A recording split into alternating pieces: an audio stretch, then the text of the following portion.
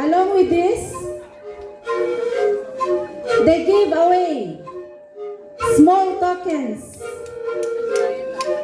often their products such as beans, rice, or vegetables.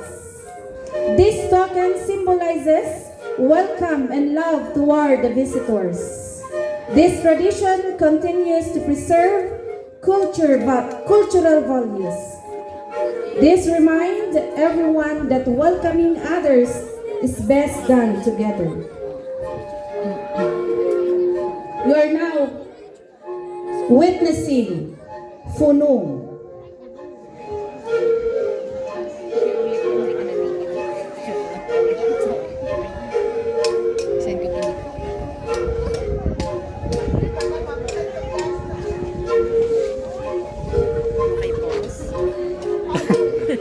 Post mo pa lang. Siyempre, next one na lang. Next one.